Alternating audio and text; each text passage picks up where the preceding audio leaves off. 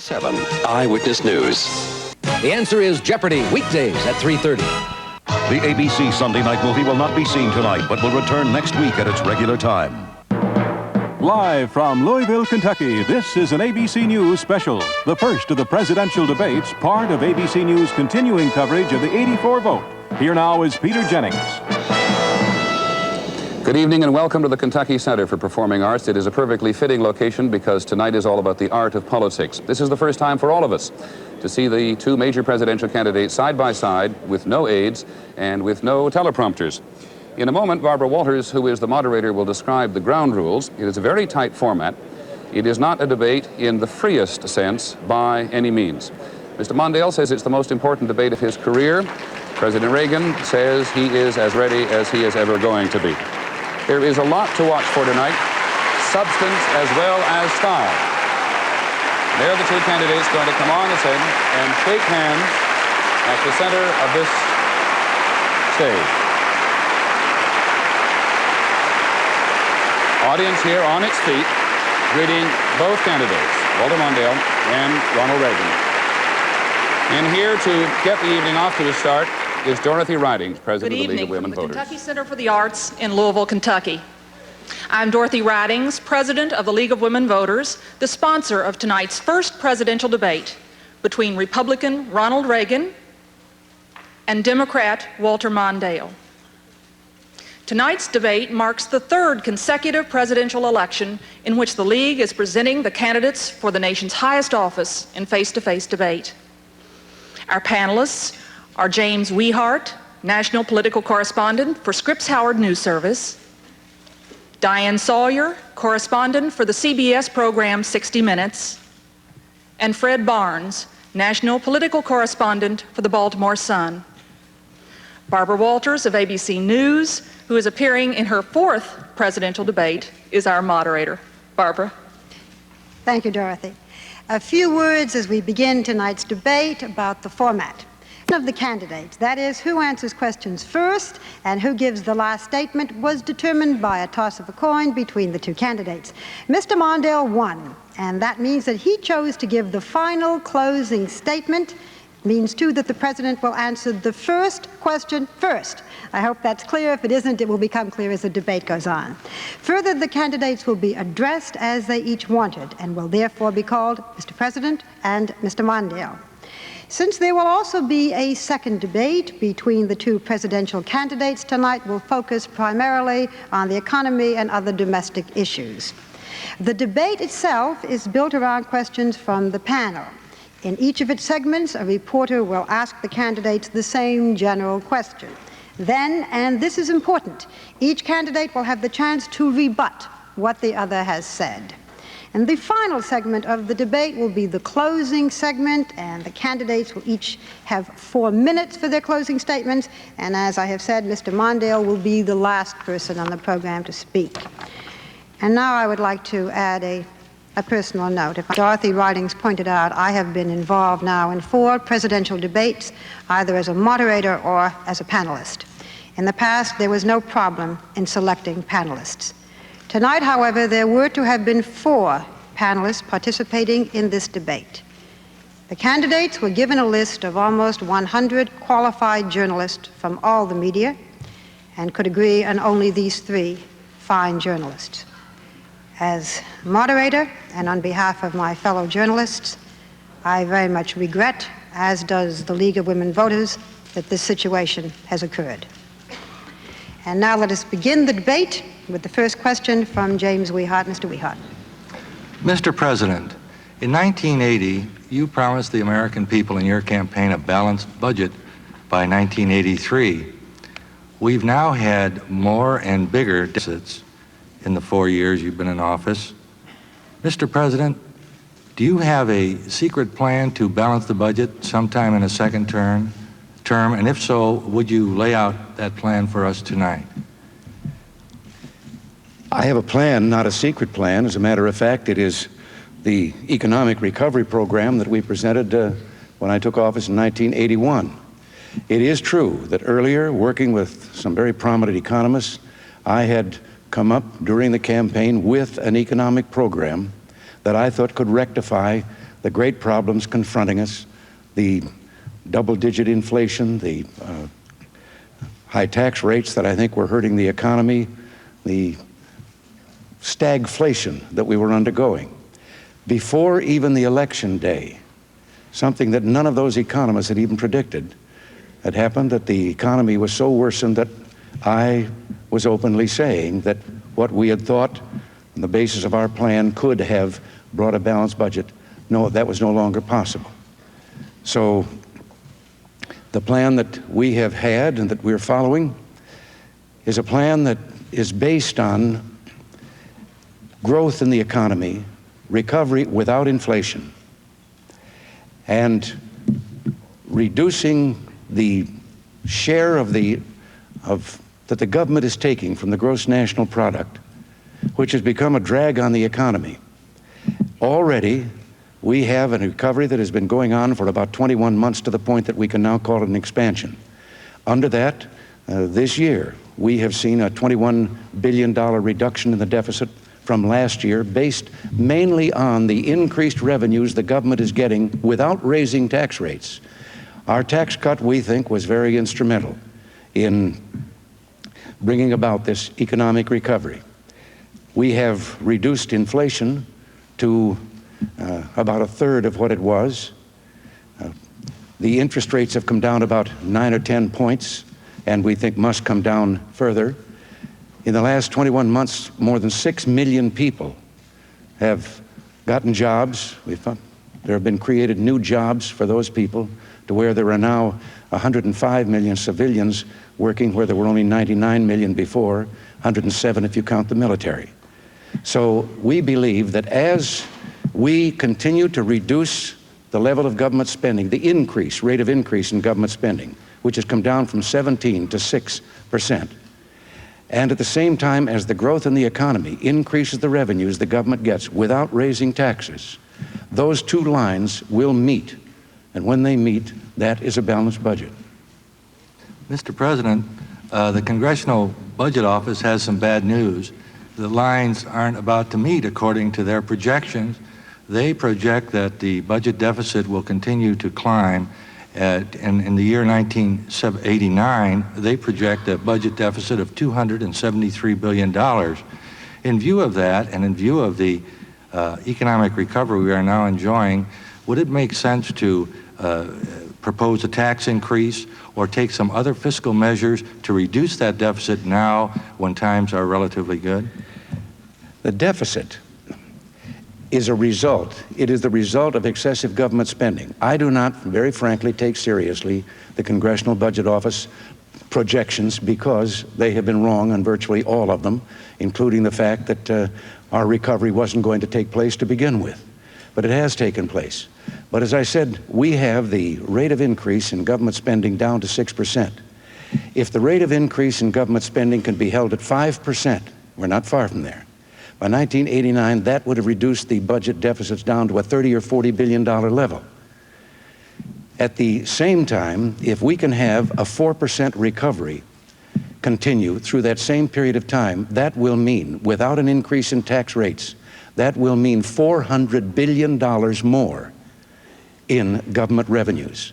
And so I think that the lines can meet. Actually, in constant dollars, in the domestic side of the budget, there has been no spending increase in the 4 years that we have been here. Mr. Mondale, the Carter-Mondale administration didn't come close to balancing the budget in its 4 years in office either, despite the fact that President Carter did promise a balanced budget during his term. You have proposed a plan combining tax increases and budgetary cuts and other changes in the administration of the government that would reduce the projected budget deficit by 2/3 to approximately $87 billion in 1989. That still is an enormous deficit that will be running for these 4 years. What other steps do you think should be taken to reduce this deficit and position a country for economic growth? One of the key tests of leadership is whether one sees clearly the nature of the problems confronted by our nation. And perhaps the dominant domestic issue of our times is, what do we do about these enormous deficits? I respect the president. I respect the presidency, and I think he knows that. But the fact of it is, every estimate by this administration about the size of the deficit has been off by billions and billions of dollars. As a matter of fact, over 4 years, they've missed the mark by nearly $600 billion. We were told we would have a balanced budget in 1983. It was $200 billion deficit instead. And now we have a major question facing the American people as to whether we will deal with this deficit and get it down for the sake of a healthy recovery. Virtually every economic analysis that I've heard of, including the distinguished Congressional Budget Office, which is respected by, I think, almost everyone, says that even with historically high levels of economic growth, we will suffer a $263 billion deficit. In other words, it doesn't converge, as the president suggests. It gets larger even with growth. What that means is that we will continue to have devastating problems with foreign trade. This is the worst trade year in American history, by far. Our rural and farm friends will have continued devastation. Real interest rates, the real cost of interest, will remain very, very high. And many economists are predicting that we're moving into a period of very slow growth because the economy is tapering off and may be a recession. I get it down to a level below 2% of gross national product with a policy that's fair. I've stood up and told the American people that I think it's a real problem, that it can destroy long-term economic growth, and I've told you what I think should be done. I think this is a test of leadership, and I think the American people know the difference. Mr. Mondale, one other way to attack the deficit is further reductions in spending. The president has submitted a number of proposals to Congress to do just that, and in many instances, the House, controlled by the Democrats, has opposed them. Isn't it one aspect of leadership for prominent Democrats such as yourself to encourage responsible reductions in spending and thereby reduce the deficit? Absolutely, and I have proposed over $100 billion in cuts in federal spending over 4 years, but I am not going to cut it out of Social Security and Medicare and student assistance and things that people need. These people depend upon all of us for the little security that they have. And I'm not going to do it that way. The rate of defense spending increase can be slowed. Certainly we can find a coffee pot that costs something less than $7,000. And there are other ways of squeezing this budget without constantly picking on our senior citizens and the most vulnerable in American life. And that's why the Congress, including the Republicans, have not gone along with the president's recommendations. I would like to ask the audience, please, to refrain from applauding either side. It just takes away from the time for your candidates. And now it is time for the rebuttal. Mr. President, 1 minute for rebuttal. Yes, I don't believe that Mr. Mondale has a plan for balancing the budget. He has a plan for raising taxes. And as a matter of fact, the biggest single tax increase in our nation's history took place in 1977. And for the 5 years previous to our taking office, taxes doubled in the United States, and the budgets increased $318 billion. So there is no ratio between taxing and balancing a budget. Whether you borrow the money or whether you simply tax it away from the people, you're taking the same amount of money out of the private sector unless and until you bring down government's share of what it is taking. With regard to Social Security, I hope there will be more time than just this minute to mention that, but I will say this. A president should never say never, but I'm going to violate that rule and say never. I will never stand for a reduction of the Social Security benefits to the people that are now getting them. Mr. Mondale? Well, that's exactly the commitment that was made to the American people in 1980. He would never reduce benefits. And of course, what happened right after the election is they proposed to cut Social Security benefits by 25%, reducing the adjustment for inflation, cutting out minimum benefits for the poorest on Social Security, removing educational benefits for dependents whose widows were with widows trying to get them through college. Everybody remembers that. People know what happened. There's a difference. I have fought for Social Security and Medicare and for things to help people who are vulnerable all my life, and I will do it as President of the United States. Thank you very much. We'll now begin with segment number 2 with my colleague Diane Sawyer. Ms. Sawyer? Mr. President, Mr. Mondale. The public opinion polls do suggest that the American people are most concerned about the personal leadership characteristics of the two candidates, and each of you has questioned the other's leadership ability. Mr. President, you have said that Mr. Mondale's leadership would take the country down the path of defeatism and despair, and Vice President Bush has called him whining and hoping for bad news. And Mr. Mondale, you have said that President Reagan offers showmanship, not leadership, that he has not mastered what he must know to command his government. I'd like to ask each of you to substantiate your claims. Mr. Mondale first. Give us specifics to support your claim that President Reagan is a showman, not a leader, has not mastered what he must know to be president after 4 years. And then second, tell us what personal leadership characteristics you have that he does not. Well, first of all, I think the first answer this evening suggests exactly what I'm saying. There is no question that we face this massive deficit. And almost everybody agrees, unless we get it down, the chances for long-term healthy growth are nil. And it's also unfair to dump these tremendous bills on our children. The president says it will disappear overnight because of some reason. No one else believes that's the case. I do, and I'm standing up to the issue with an answer that's fair. I think that's what leadership is all about. There's a difference between being a quarterback and a cheerleader.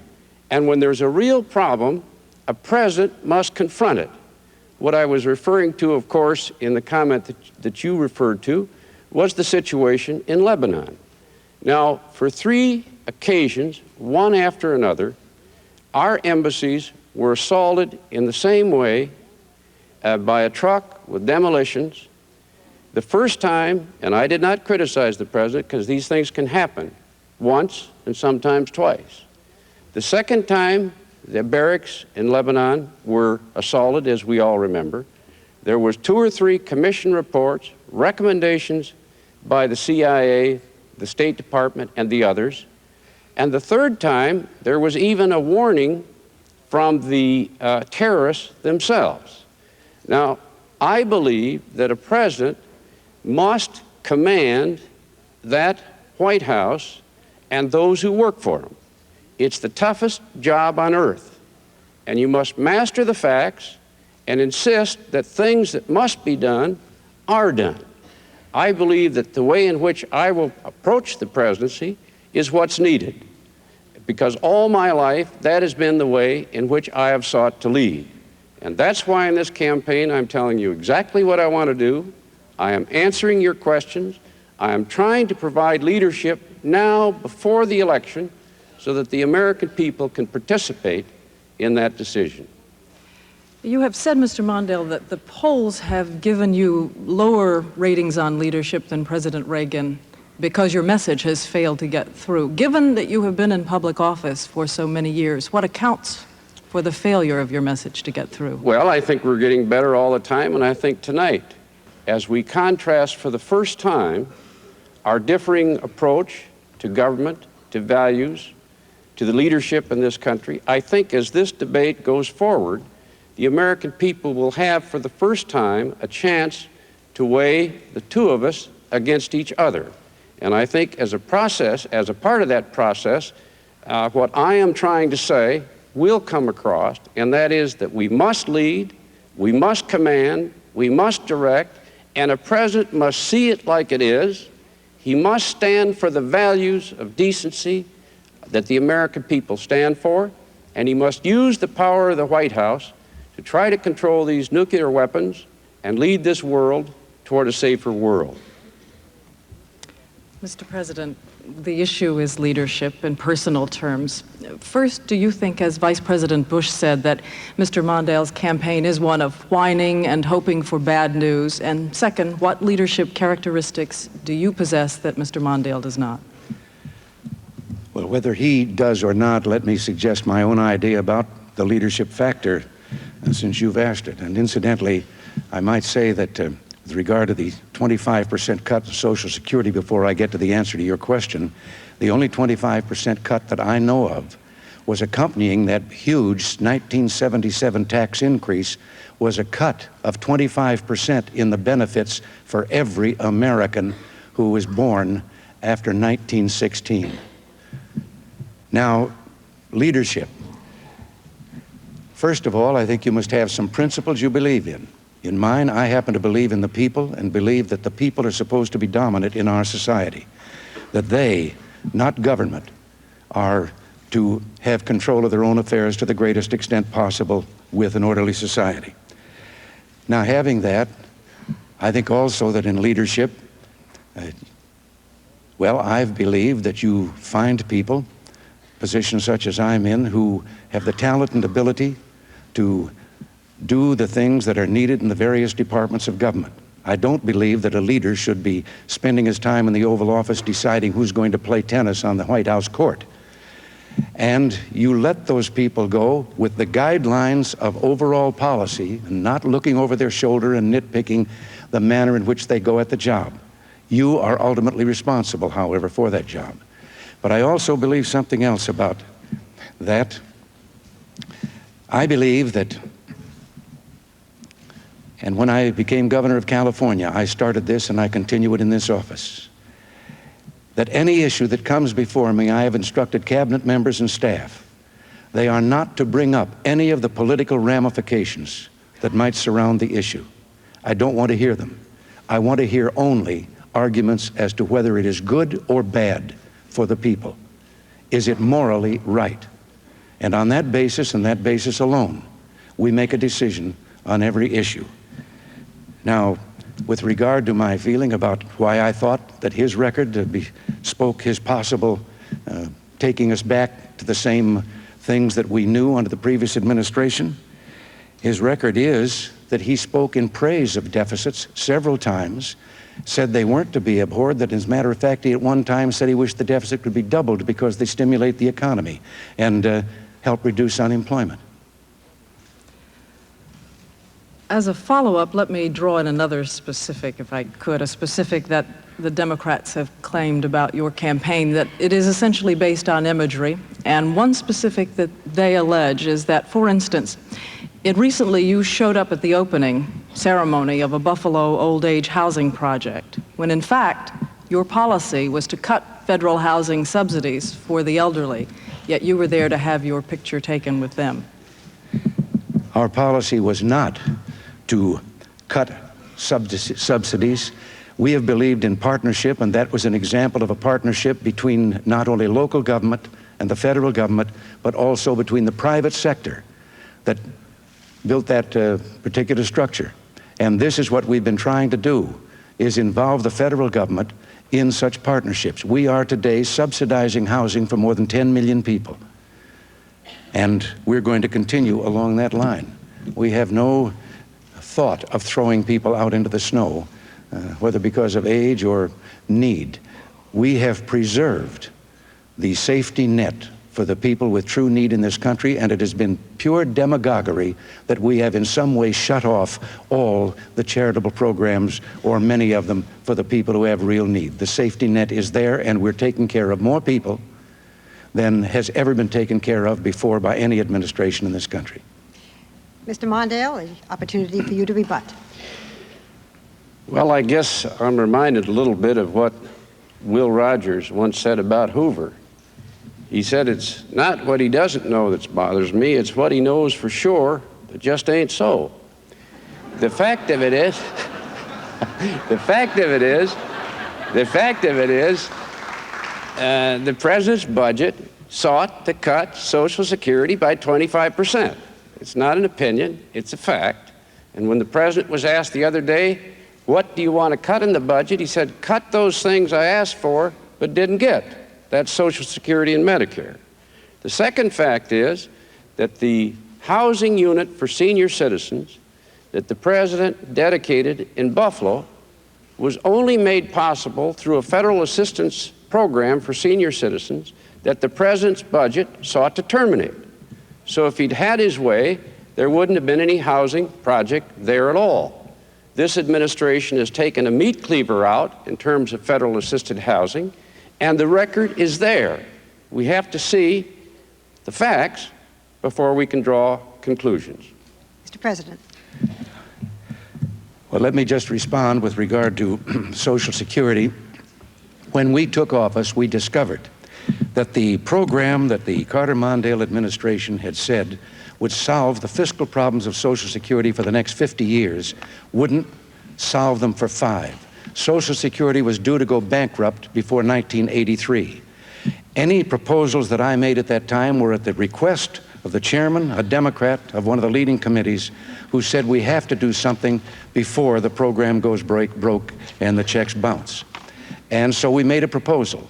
And then in 1982, they used that proposal in a demagogic fashion for the 1982 campaign. And 3 days after the election in 1982, they came to us and said, Social Security, we know, is broke. Indeed, we had to borrow $17 billion to pay the checks.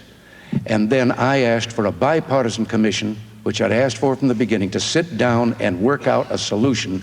And so the whole matter of what to do with Social Security has been resolved by bipartisan legislation, and it is on a sound basis now for as far as you can see into the next century.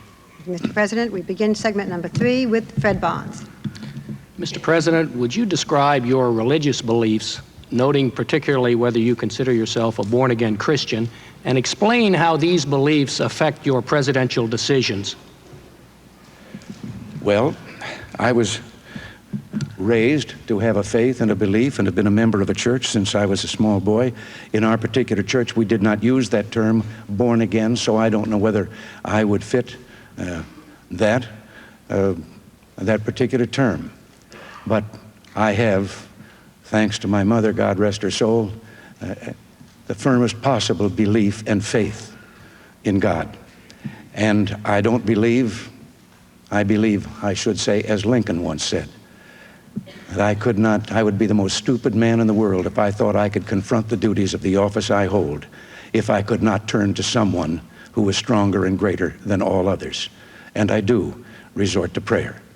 At the same time, however, I have not believed that prayer should be introduced into an election or be a part of a political campaign or religion, a part of that campaign. As a matter of fact, I think religion became a part of this campaign when Mr. Mondale's running mate said I wasn't a good Christian. So it does play a part in my life. I have no hesitancy in saying so. And as I say, I don't believe that I could carry on unless I had a belief in a higher authority and a belief that prayers are answered. Given those beliefs, Mr. President, why don't you attend services regularly, either by going to church or by inviting a minister to the White House, as President Nixon used to do, or someone to Camp David, as President Carter used to do? The answer to your question is very simple about why I don't go to church. I have gone to church regularly all my life, and I started to here in Washington. And now, in the position I hold and in the world in which we live, where embassies do get blown up in Beirut, we're supposed to talk about that on the debate the 21st, I understand. But I pose a threat to several hundred people if I go to church. I know the threats that are made against me. We all know the possibility of terrorism. We have seen the barricades that have had to be built around the White House. And therefore, I don't feel, and my minister knows this and supports me in this position, I don't feel that I have a right to go to church knowing that my being there could cause something of the kind that we have seen in other places, in Beirut, for example. And I miss going to church, but I think the Lord understands.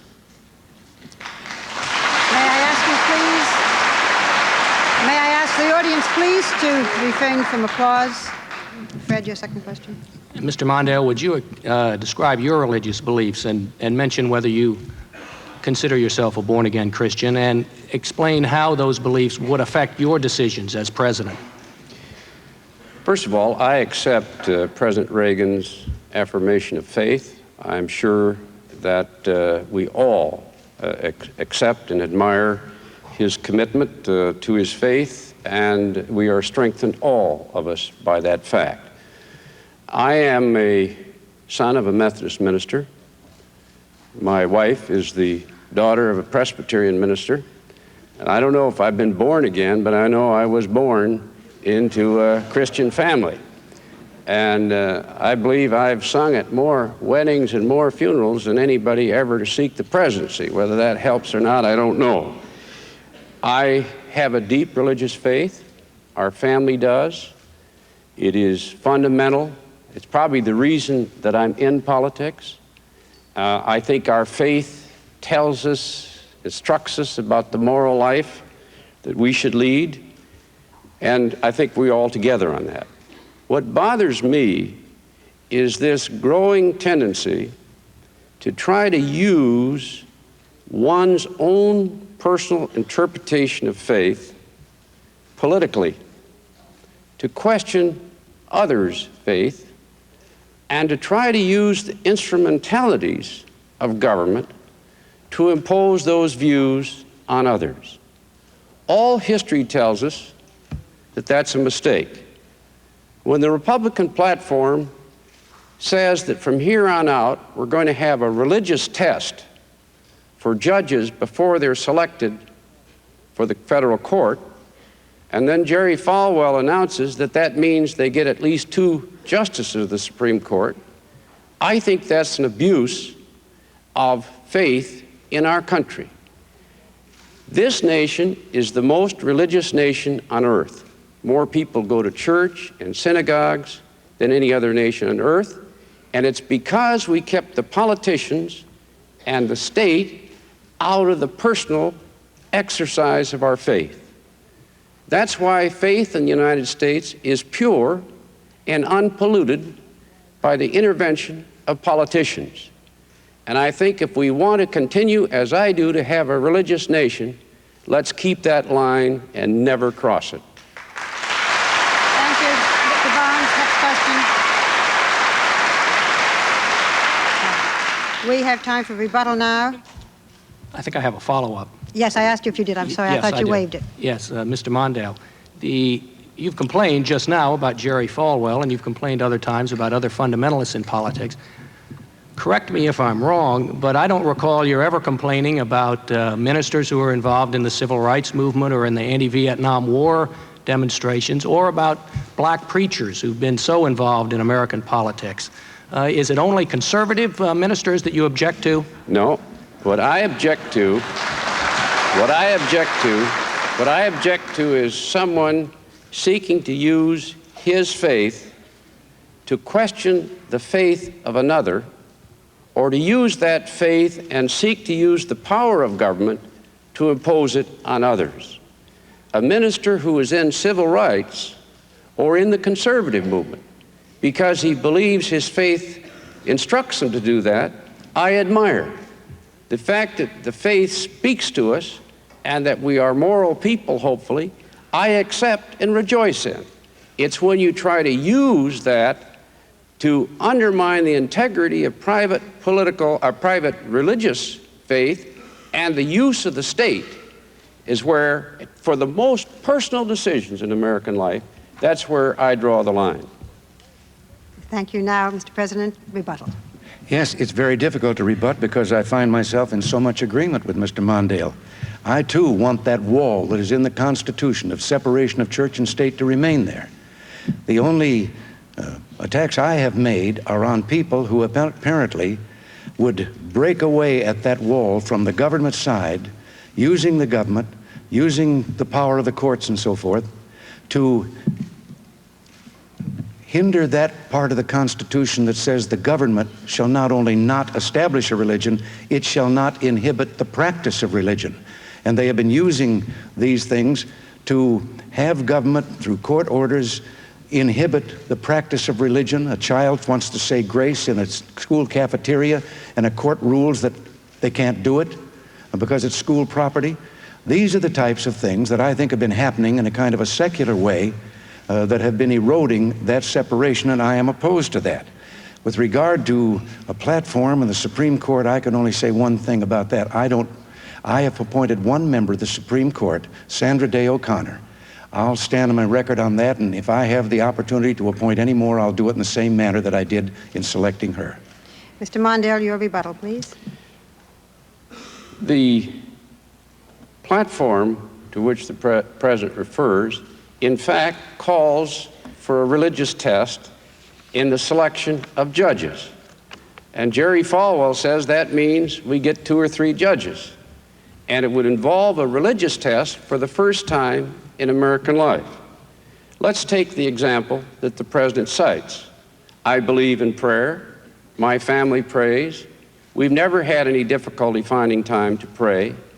But do we want a constitutional amendment adopted of the kind proposed by the President that gets the local politicians into the business of selecting prayers that our children must either recite in school or be embarrassed and asked to excuse themselves?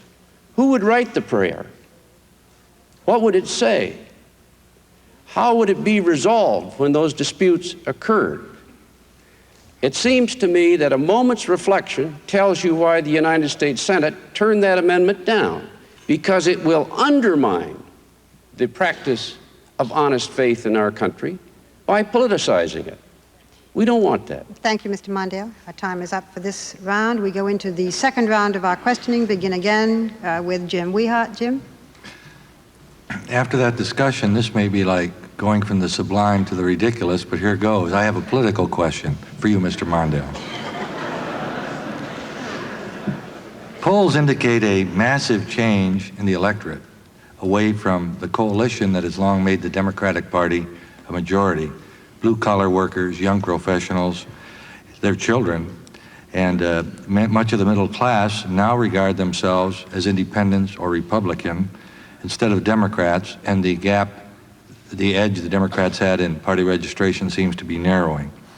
I'd like to ask you, Mr. Mondale, what is causing this? Is the Democratic Party out of sync with the majority of Americans?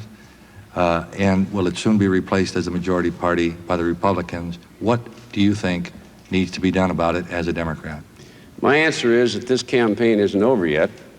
And when people vote, I think you're going to see a very strong verdict by the American people that they favor the approach that I'm talking about. The American people want arms control. They don't want this arms race. And they don't want this deadly new effort to bring weapons into the heavens. And they want an American foreign policy that leads toward a safer world. The American people see this debt, and they know it's got to come down. And if it won't come down, the economy is going to slow down, maybe go into a recession. They see this tremendous influx and swamping of cheap foreign imports in this country that has cost over 3 million jobs, given farmers the worst year in American history, and they know this debt must come down as well because it's unfair to our children. The American people want this environment protected. They know that these toxic waste dumps should have been cleaned up a long time ago. And they know that people's lives and health are being risked because we've had an administration that has been totally insensitive to the law and the demand for the protection of the environment. The American people want their children educated. They want to get our edge back in science. And they want a policy headed by the President that helps close this gap that's widening between the United States and Europe and Japan. The American people want to keep opening doors. They want those civil rights laws enforced. They want the Equal Rights Amendment ratified. They want equal pay for comparable effort for women. And they want it because they've understood from the beginning that when we open doors, we're all stronger, just as we were at the Olympics. I think as you make the case, the American people will increasingly come to our cause. Mr. Mondale, isn't it possible that the American people have heard your message and they are listening, but they are rejecting it? Well, tonight we had the first debate over the deficit. The president says it'll disappear automatically. I've said it's going to take some work. I think the American people will draw their own conclusions. Secondly, I've said that I will not support the cuts in Social Security and Medicare and the rest that the president has proposed. The president answers that it didn't happen, or if it did, it was resolved later in a commission. As the record develops, I think it's going to become increasingly clear that what I am saying and where I want to take this country is exactly where the country wants to go, and the comparison of approaches is such that I think will lead to further strength. Mr. President, you and your party are benefiting from what appears to be an erosion of the old Democratic coalition.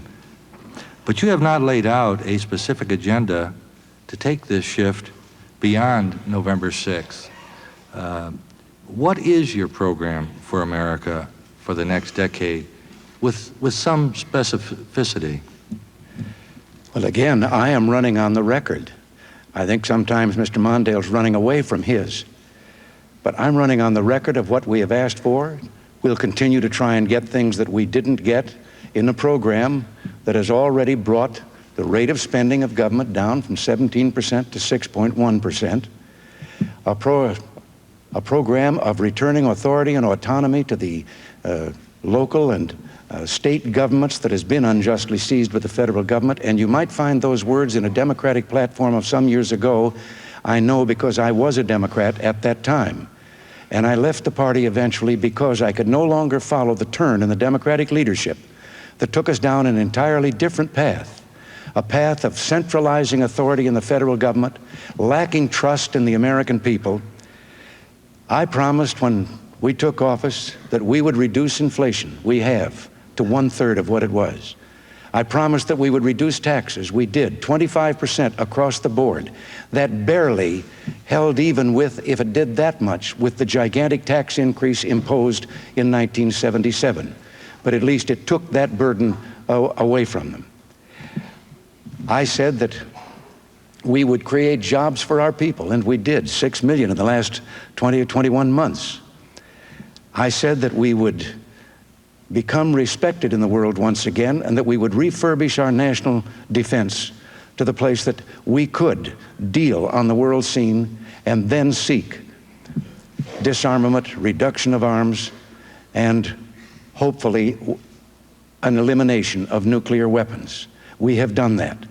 All of the things that I said we would do, from inflation being down, interest rates being down, unemployment falling, all of those things we have done. And I think this is something the American people see. I think they also know that we had a commission that came in a year ago with a recommendation on education, on excellence in education. And today, without the federal government being involved other than passing on to them, the school districts, the words from that commission, we find 35 states with task forces now dealing with their educational problems. We find that schools are extending the curriculum to now have forced teaching of mathematics and science and so forth. All of these things have brought an improvement in the college entrance exams for the first time in some 20 years. So I think that many Democrats are seeing the same thing this Democrat saw. The leadership isn't taking us where we want to go. Mr. President, there's much of what you said affects the quality of life of many Americans, their income, the way they live, and so forth. But there's an aspect of quality of life that lies beyond the private sector, which has to do with our neighborhoods, with our cities, our streets, our parks, our environment. In those areas, I have a difficulty seeing what your program is and what you feel the federal responsibility is in these areas of the quality of life in the public sector that affects everybody, and even enormous wealth by one individual can't create the kind of environment that he might like. There are tasks that government legitimately should enforce, and tasks that government performs well, and you've named some of them. Crime has come down the last 2 years for the first time in many, many decades that it has come down, or since we've kept records, 2 consecutive years, and last year it came down the biggest drop in crime that we've had. I think that we've had something to do with that, just as we have with the drug problem nationwide. The environment, yes, I feel as strongly as anyone about the preservation of the environment. When we took office, we found that the national parks were so dirty and contained so many hazards, lack of safety features, that we stopped buying additional parkland until we had rectified this with what was to be a 5-year program, but it's just about finished already, $1 billion, and now we're going back to budgeting for additional lands for our parks. We have added millions of acres to the wilderness lands, to the game refuges. I think that we're out in front of most, and I see that the red light is blinking, so I can't continue, but I got more. Well, you'll have a chance when your rebuttal time comes up, perhaps, Mr. President. Right. Mr. Mondale, now it's your turn for rebuttal. The president says that when the Democratic Party made its turn, he left it. The year that he decided we had lost our way was the year that John F. Kennedy was running against Richard Nixon. I was chairman of Minnesotans for Kennedy. President Reagan was chairman of a thing called Democrats for Nixon. Now, maybe we made a wrong turn with Kennedy, but I'll be proud of supporting him all of my life, and I'm very happy that John Kennedy was elected. Because John Kennedy looked at the future with courage, saw what needed to be done, and understood his own government. The president just said that his government is shrinking. It's not. It's now the largest peacetime government ever in terms of the take from the total economy. And instead of retreating instead of being strong where we should be strong, he wants to make it strong and intervene in the most private and personal questions in American life. That's where government should not be. Mr. President.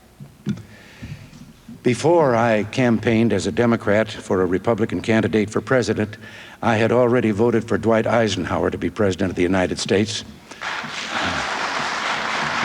So my change had come earlier than that. I hadn't gotten around to re-registering as yet. I found that was rather difficult to do, but I finally did it. There are some other things that have been said here back, and you said that I might be able to dredge them up. Mr. Mondale referred to the farmers' worst year. The farmers are not the victims of anything this administration has done. The farmers were the victims of the double-digit inflation and the 21.5% interest rates of the Carter-Mondale administration and the grain embargo, which destroyed our reliability nationwide as a supplier. All of these things are presently being rectified, and I think that we are going to salvage the farmers. As a matter of fact, there has been less than 1/4% of foreclosures of the 270,000 loans from government that the farmers have. Thank you, Mr. President. We'll now turn to Diane Sawyer for her round of questions. Diane. And I'd like to turn to an area that I think few people enjoy discussing, but that we probably should tonight, because the positions of the two candidates are so clearly different and lead to very different policy consequences, and that is abortion and right to life.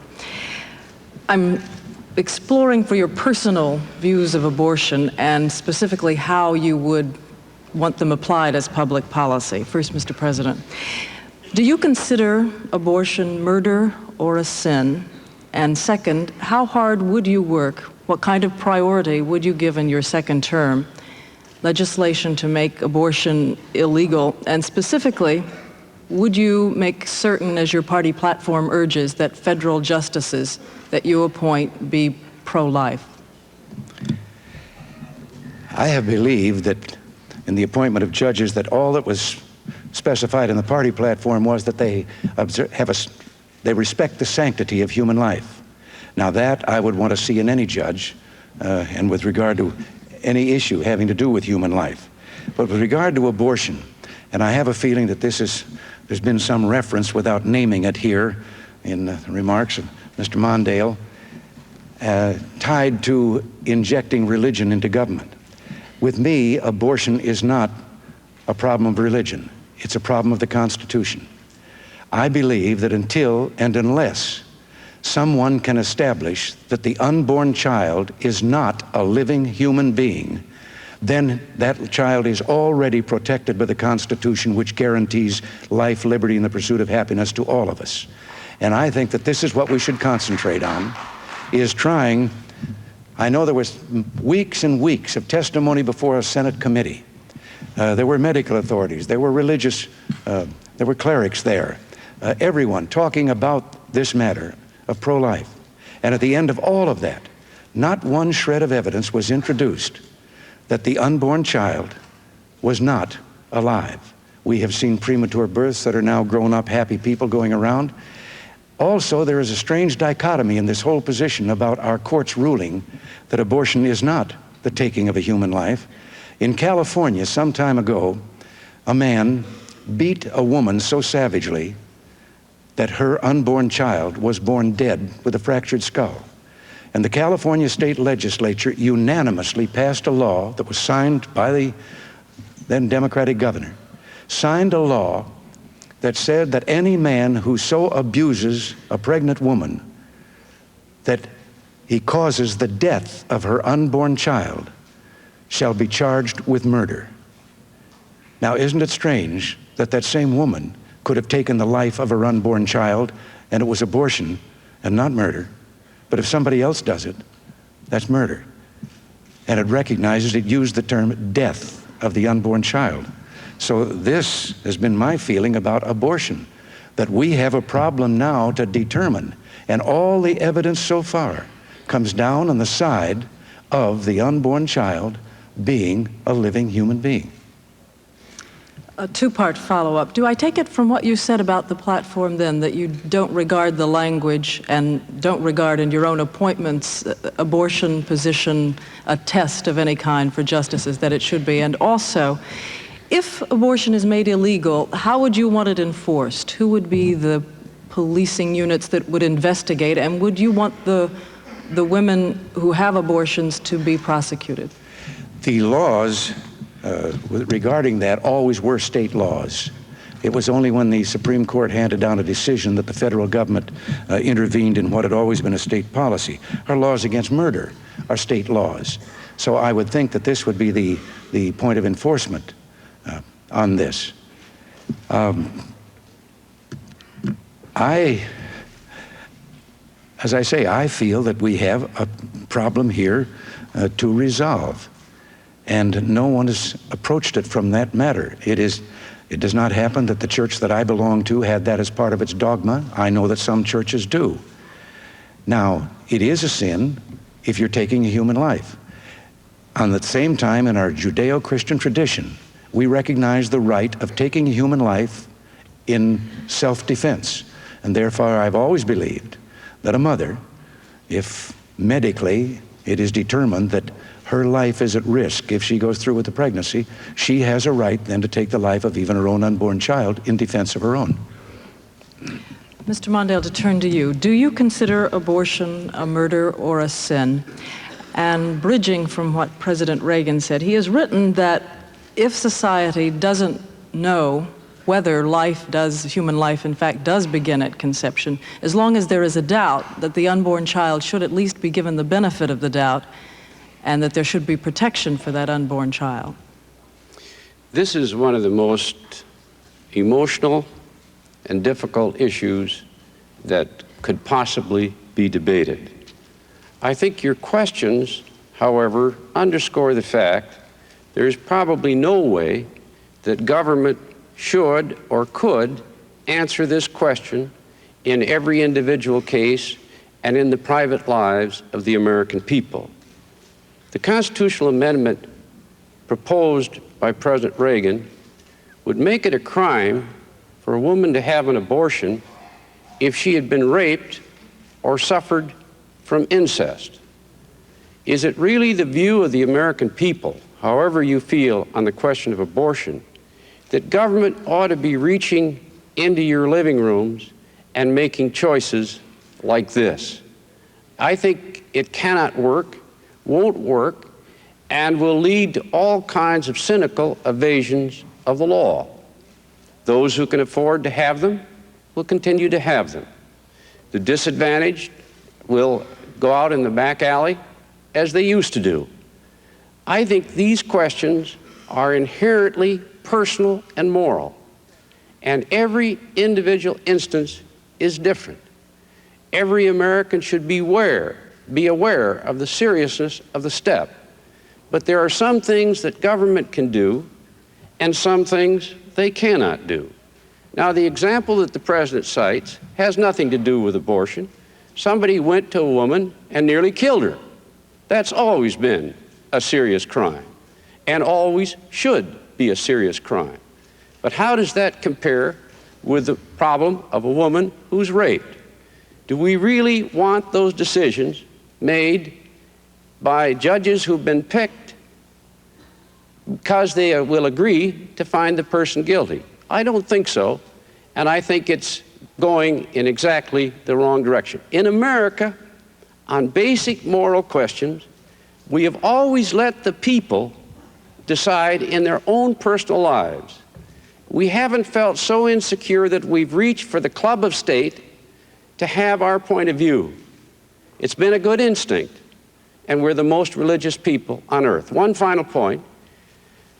President Reagan, as governor of California, signed a bill which is perhaps the most liberal pro-abortion bill of any state in the Union.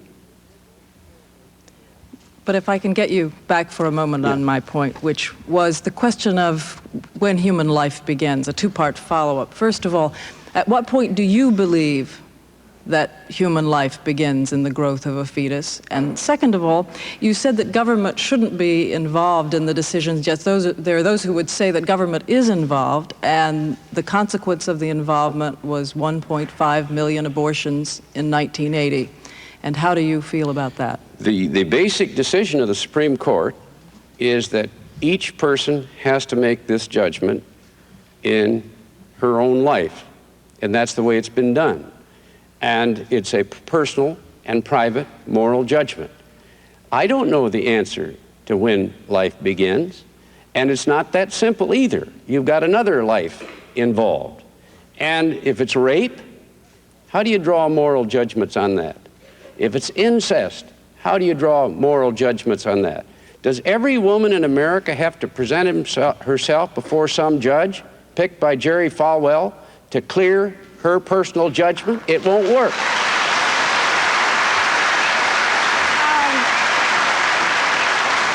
I'm sorry to do this, but I really must talk to the audience. You're all invited guests. I know I'm wasting time in talking to you, but it really is very unfair of you to applaud sometimes louder, less loud, and I ask you as people who are invited here and polite people to refrain.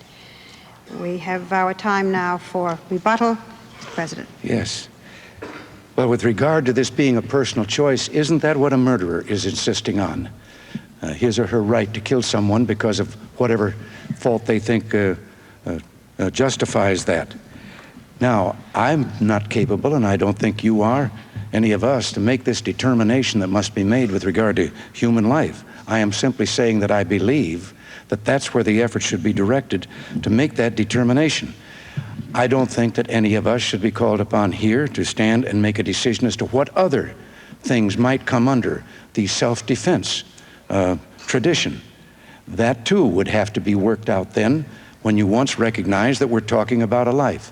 But in this great society of ours, wouldn't it make a lot more sense in this gentle and kind society if we had a program that made it possible for when incidents come along in which someone feels they must do away with that unborn child, that instead we make it available for the adoption.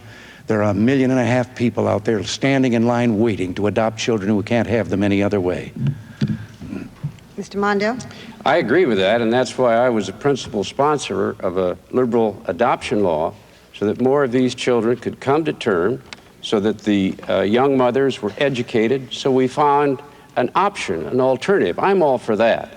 But the question is whether this other option proposed by the president should be pursued, and I don't agree with it. Since I got about 20 seconds, let me just say one thing. The question of agriculture came up a minute ago. Net farm income is off 50% in the last 3 years, and every farmer knows it. And the effect of these economic policies is like a massive grain embargo, which has caused farm exports to drop 20%. It's been a big failure. I oppose the grain embargo in my administration. I'm opposed to these policies as well. I'm sitting here like the great school teacher, letting you both get away with things because one did it, the other one did it. May I ask in the future that the rebuttal stick to what the rebuttal is, and also foreign policy will be the next debate. Stop dragging it in by its ear into this one. Now, having admonished you, I would like to say to the panel, you are allowed one question and one follow-up. Would you try as best you could not to ask 2 and 3? I know it's something we all want to do. 2 and 3 questions is part 1 and 2 and 3 is part 2. Having said that, Fred, it's yours. Thank you. Mr. Mondale, let me ask you about middle-class Americans and the taxes they pay. I'm talking about, not about the rich or the poor, I know your views on their taxes, but about families earning $25,000 to $45,000 a year. Do you think that those families are overtaxed or undertaxed by the federal government?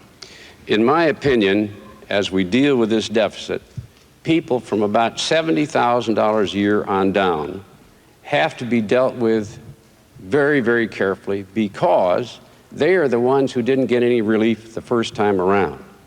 Under the 1981 tax bill, people making $200,000 a year got $60,000 in tax relief over 3 years, while people making $30,000 a year, all taxes considered, got no relief at all, or their taxes actually went up.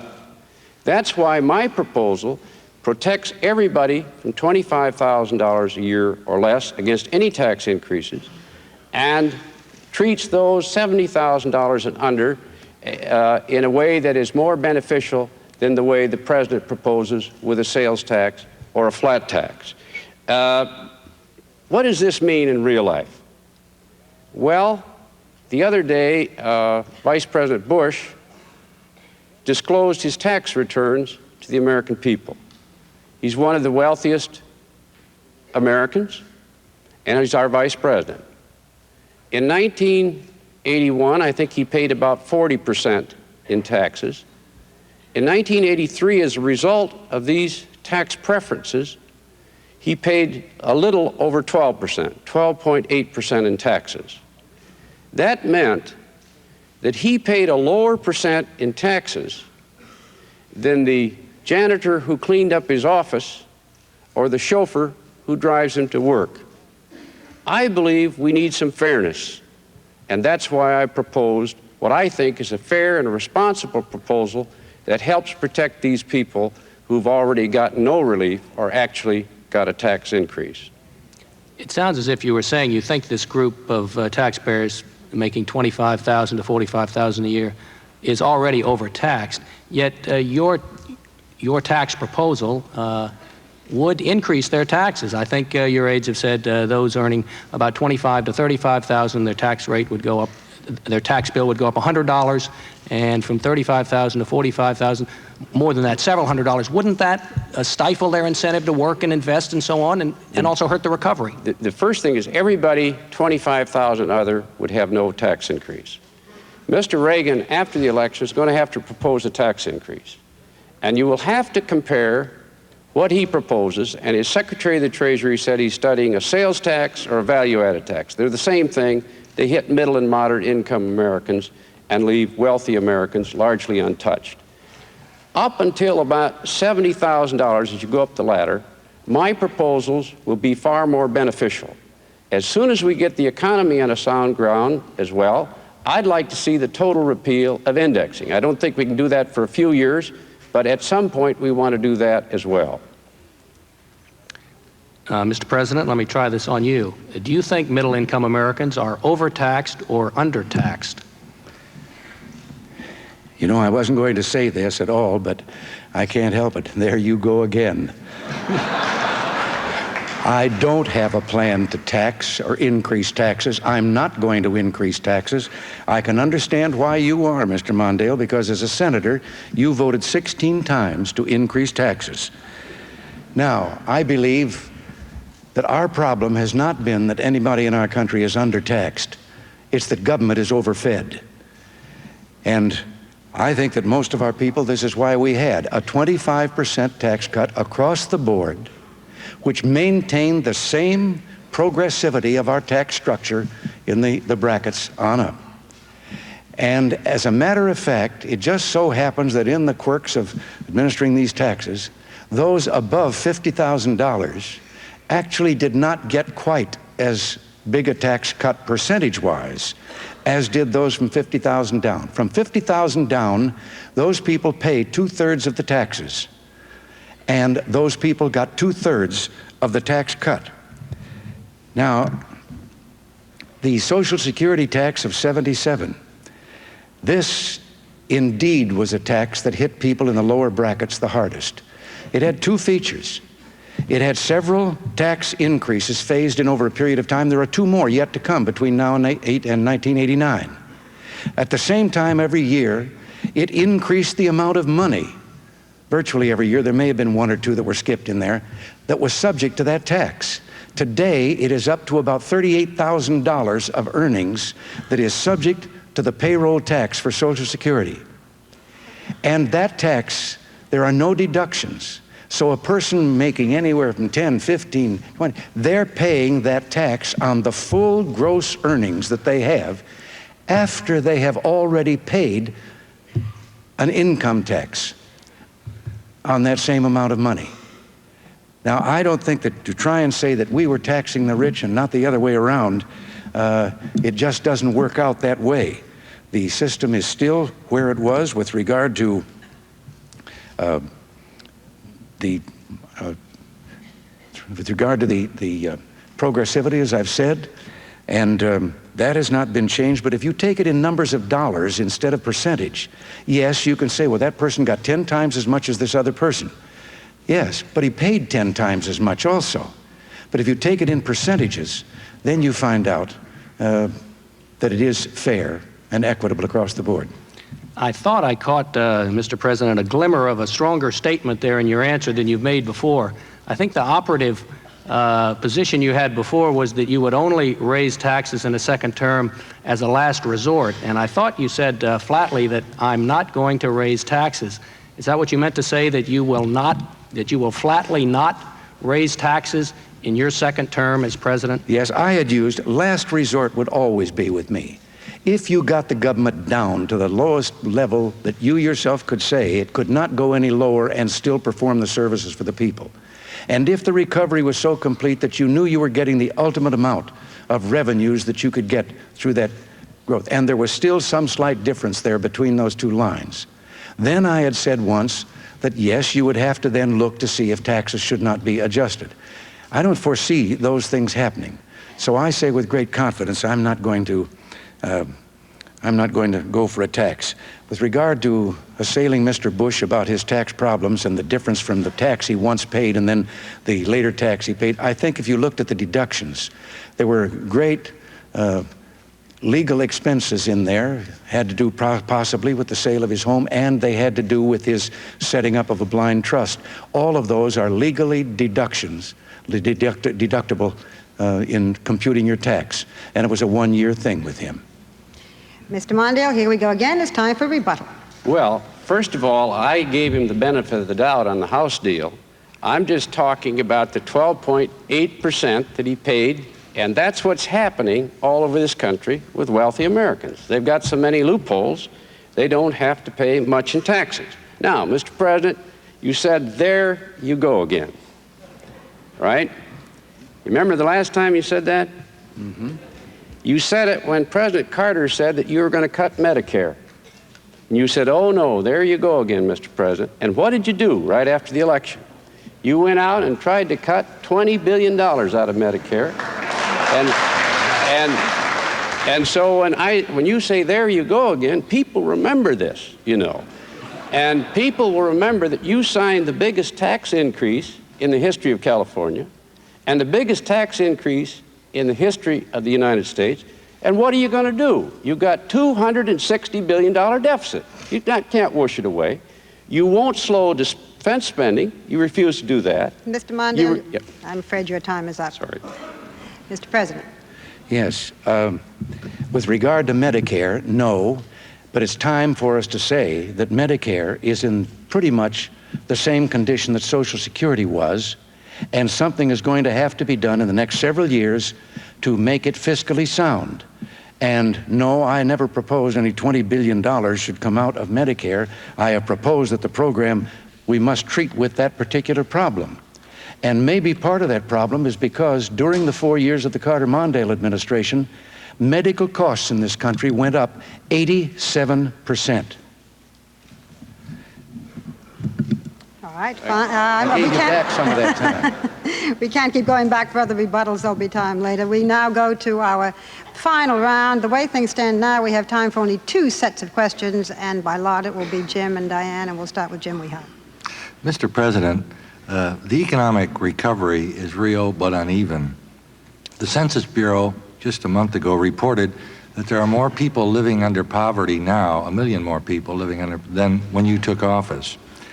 There have been a number of studies, including studies by the Urban Institute and other non-political organizations, that say that the impact of the tax and budget cuts and your economic policies have impacted severely on certain classes of Americans: working mothers, head of households, minority groups, elderly poor.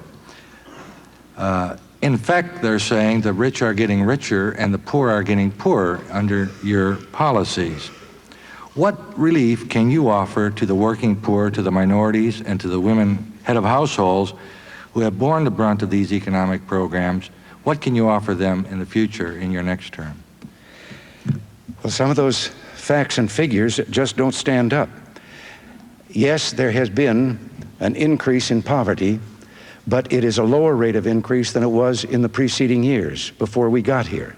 It has begun to decline, but it is still going up. On the other hand, women heads of household, single women heads of household, have for the first time, there's been a turn down in the rate of poverty for them. We have found also in our studies that in this increase in poverty, it all had to do with their private earnings. It had nothing to do with the transfer payments from government, by way of many programs. We are spending now 37% more on food for the hungry in all the various types of programs than was spent in 1980. We're spending a third more on all of the programs of human service. We have more people receiving food stamps than were ever receiving them before. 2,300,000 more are receiving them, even though we took 850,000 off the food stamp rolls because they were making an income that was above anything that warranted their fellow citizens having to support them. We found people making 185% of the poverty level were getting government benefits. We have set a line at 130% so that we can direct that aid down to the truly needy. Some time ago, Mr. Mondale said something about education and college students and help of that kind.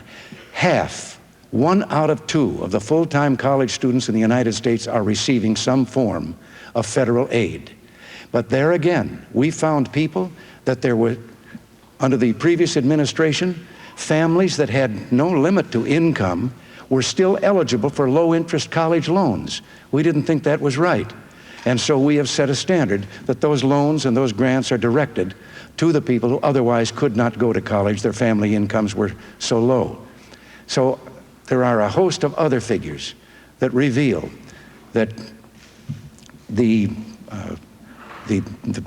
grant programs are greater than they have ever been, taking care of more people than they ever have. 7.7 million elderly citizens who were living in the lowest 20% of earnings. 7.7 million have moved up into another bracket since our administration took over, leaving only 5 million of the elderly in that bracket, when there had been more than 13 million.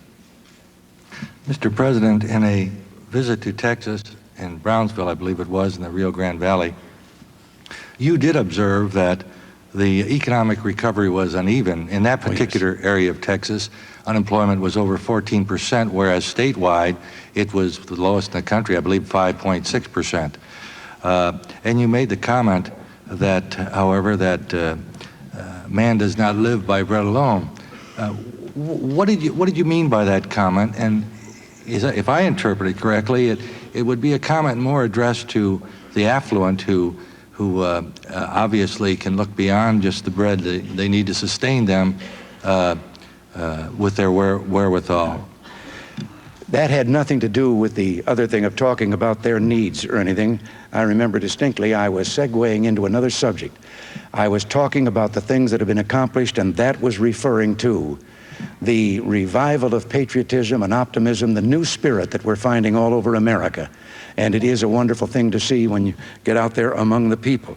So that was the only place that was used. I did avoid, I'm afraid in my previous answer also, the idea of uneven. Yes, there is no way that the recovery is even across the country. Just as in the depths of the recession, there were some parts of the country that were worse off, but some that didn't even feel the pain of the recession.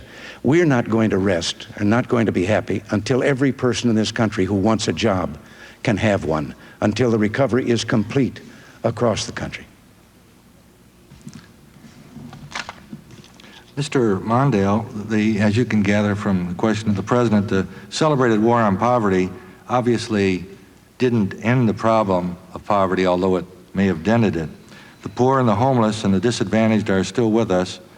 What should the federal government's role be to turn back the growth in the number of people living below the poverty level, which is now 35 million in the United States, and to help deal with the structural unemployment problems that the President was referring to in an uneven recovery? Number one, we've got to get the debt down, to get the interest rates down, so the economy will grow and people will be employed. Number two, we have to work with cities and others to help generate economic growth in those communities through the Urban Development Action Grant Program. I don't mind those enterprise zones. Let's try them, but not as a substitute for the others. Certainly, education and training is crucial. If these young Americans don't have the skills that make them attractive to employees, they're not going to get jobs. The next thing is to try to get more entrepreneurship and business within the reach of minorities so that these businesses are located in the communities in which they're found. The other thing is we need the business community as well as government heavily involved in these communities to try to get economic growth. There is no question that the poor are worse off. I think the President genuinely believes that they're better off. But the figures show that about 8 million more people are below the poverty line than 4 years ago. How you can cut school lunches, how you can cut student assistance, how you can cut housing, how you can cut disability benefits, how you can do all of these things, and then the people receiving them, for example, the disabled, who have no alternative, how they're going to do better, I don't know. Now, we need a tight budget, but there's no question that this administration has singled out things that affect the most vulnerable in American life, and they're hurting. One final point, if I might. There's another part of the lopsided economy that we're in today, and that is that these heavy deficits have killed exports and are swamping the nation with cheap imports. We are now $120 billion of imports, 3 million jobs lost, and farmers are having their worst year. That's another reason to get the deficit down. Mr. Mondale, is it possible that the vast majority of Americans who appear to be prosperous have lost interest in the kinds of programs you're discussing to help those less privileged than they are? I think the American people want to make certain that that dollar is wisely spent. I think they stand for civil rights. I know they're all for education and science and training, which I strongly support. They want these young people to have a chance to get jobs and the rest. I think the business community wants to get involved. I think they're asking for new and creative ways to try to reach it with everyone involved. I think that's part of it. I think also that the American people want a balanced program that gives us long-term growth so that they're not having to take money that's desperate to themselves and their families and give it to someone else. I'm opposed to that too. And now it is time for our rebuttal for this period, Mr. President. Yes, the connection that's been made again between the deficit and the interest rates.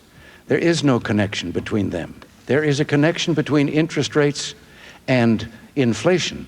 But I would call to your attention that in 1981, while we were operating still on the Carter-Mondale budget that we inherited, that the interest rates came down from 21.5 down toward the 12 or 13 figure, and while they were coming down, the deficits had started their great increase. They were going up. Now, if there was a connection, I think that there would be a different parallel between deficit getting larger and interest rates going down. The interest rates are based on inflation. And right now, I have to tell you, I don't think there is any excuse for the interest rates being as high as they are because we have brought inflation down so low. I think it can only be that they're anticipating or expecting, not hoping, that maybe we don't have a control of inflation and it's going to go back up again. Well, it isn't going to go back up. We're going to see that it doesn't. And I haven't got time to answer with regard to the disabled. Thank you, Mr. President. Mr. Mondale. Mr. President, if I heard you correctly, you said that these deficits don't have anything to do with interest rates. I will grant you that interest rates were too high in 1980, and we can have another debate as to why, energy prices and so on. There's no way of glossing around that. But when these huge deficits went in place in 1981, what's called the real interest rates, the spread between inflation and what a loan costs you, doubled. And that's still the case today. And the result is interest costs that have never been seen before in terms of real charges, and it's attributable to the deficit. Everybody, every economist, every businessman believes that. Your own Council of Economic Advisors, Mr. Feldstein, in his report told you that. Every chairman of the Finance and Ways and Means Committee, Republican leaders in the Senate and the House are telling you that. That deficit is ruining the long-term hopes for this economy. It's causing high interest rates. It's ruining us in trade. It's given us the highest small business failure in 50 years. The economy is starting downhill with housing failure. Quit.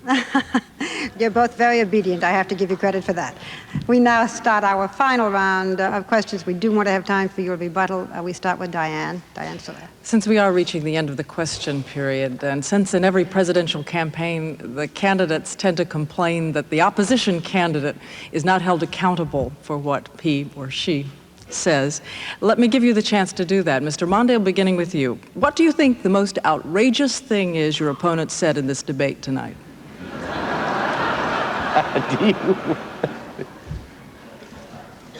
You want to give me some suggestions? Well, I'm going to use my time a little differently. I'm going to give the president some credit.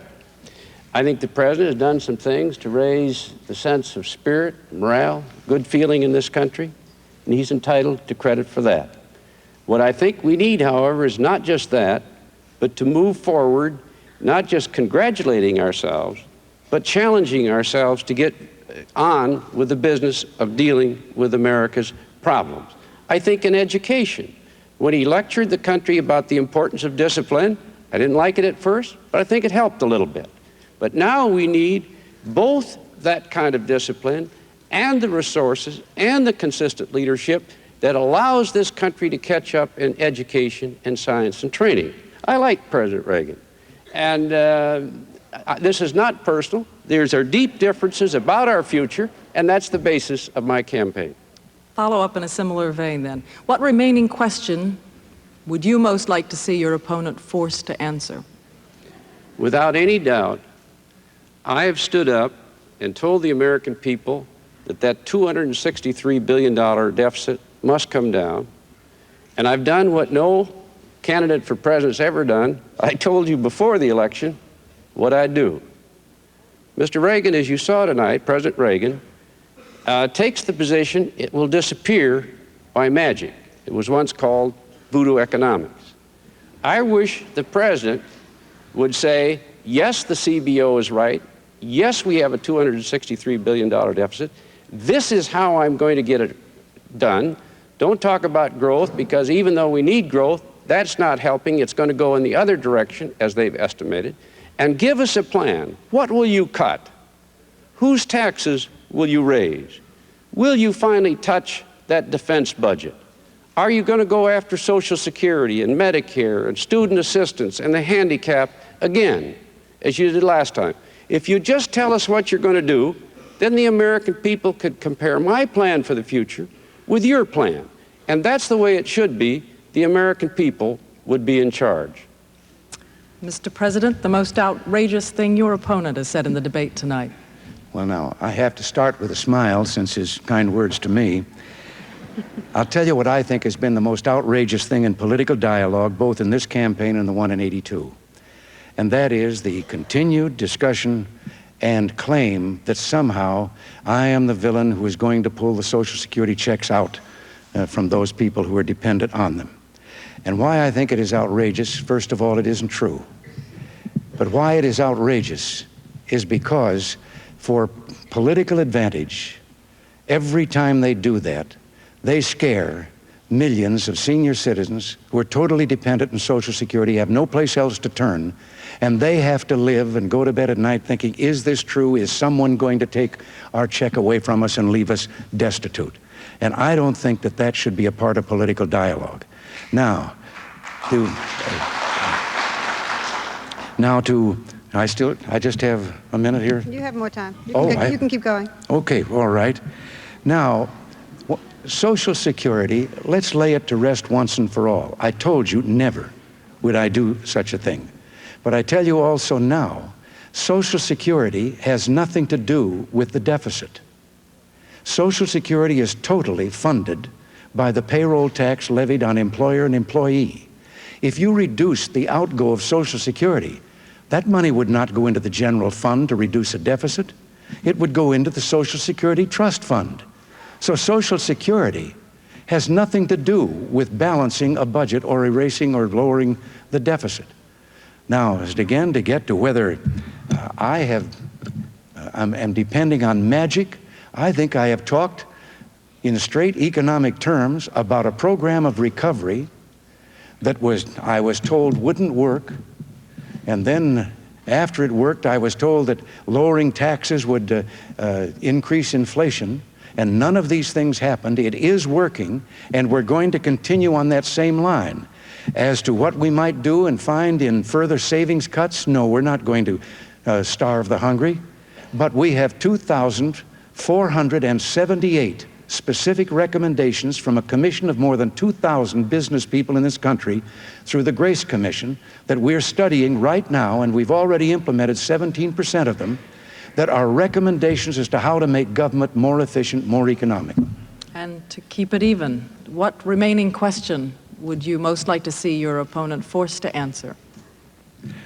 Why the deficits are so much of a problem for him now, but that in 1976, when the deficit was $52 billion, and everyone was panicking about that, he said no, that he thought it ought to be bigger, because a bigger deficit would stimulate the economy and would help do away with unemployment.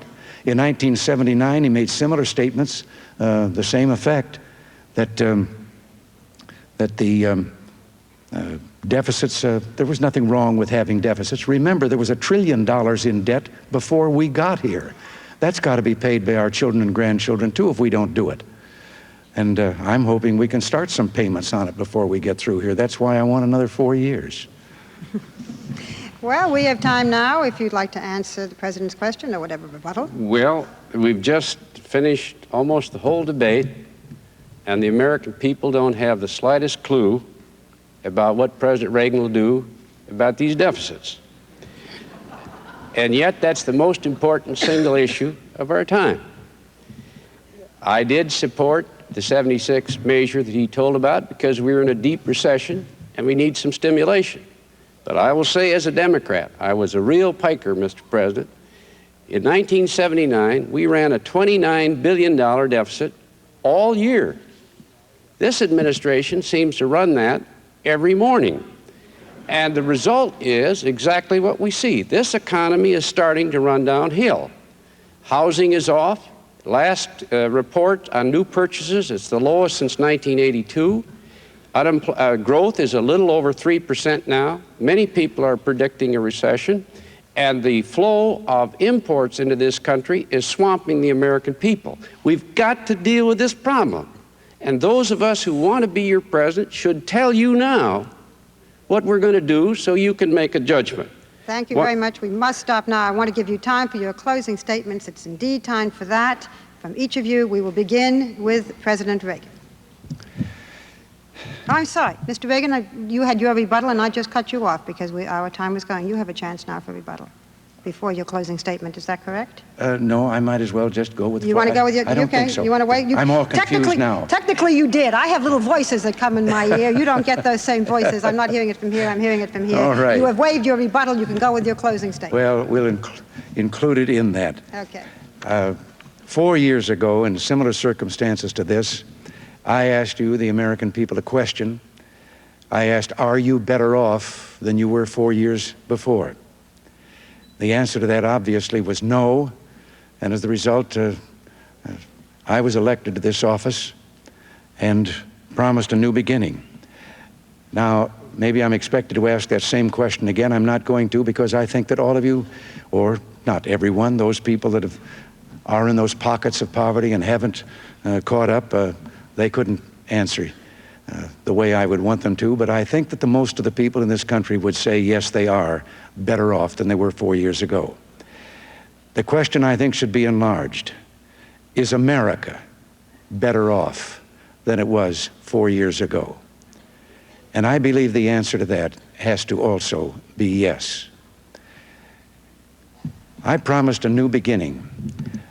So far, it is only a beginning. If the job were finished, I might have thought twice about seeking re-election to this job. But we now have an economy that, for the first time, well, let's put it this way, in the first half of 1980,